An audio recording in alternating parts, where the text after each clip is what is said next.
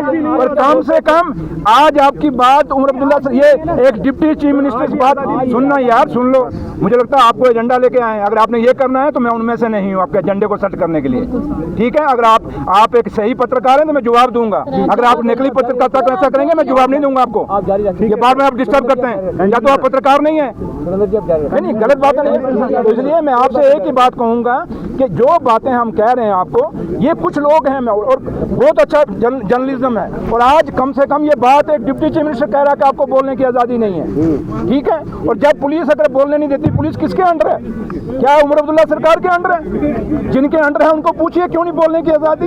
हम तो कह रहे हैं आज़ादी। सुरेंद्र चौधरी ने कहा कि जम्मू कश्मीर की इंडस्ट्री जो है, चाहे वो जम्मू सूबे की है चाहे कश्मीर सूबे की, वो 28,000 करोड़ का पैकेज नहीं आया। जब मैंने कहा एलजी साहब इसकी इंक्वायरी कराइए, वो पैकेज कहाँ गया, कहाँ खत्म हो गया, दूसरे दिन मेरी सिक्योरिटी कम कर दी, मेरा मोटर कैड कम। आज मैं लेता ही नहीं। अभी आपने देखो मैं गाड़ी में बिना झंडे के हूँ, मुझे चाहिए नहीं सिक्योरिटी। मेरी हिफाजत मेरा रब करेगा, मेरी हिफाजत जम्मू कश्मीर के लोग करेंगे। मुझे नकली सिक्योरिटी खैरात में नहीं चाहिए।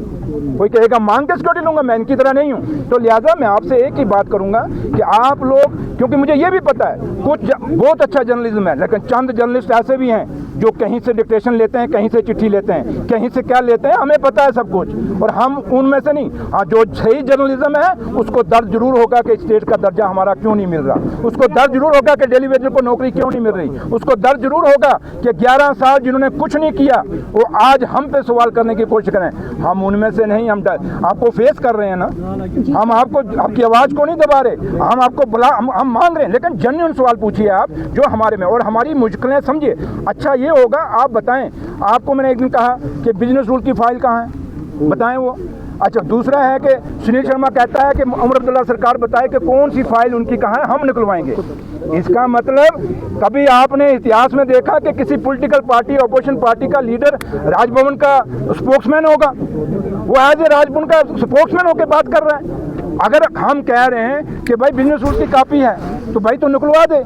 अगर उन इतनी तरह चलती है तो जो मैंने डेली वेजर दूसरे सारी डिमांडें आपको गिनाई हैं तो उसको कहना उनकी फाइलें भी निकलवा देनी थी। आपने 11 साल कोई काम थे क्या?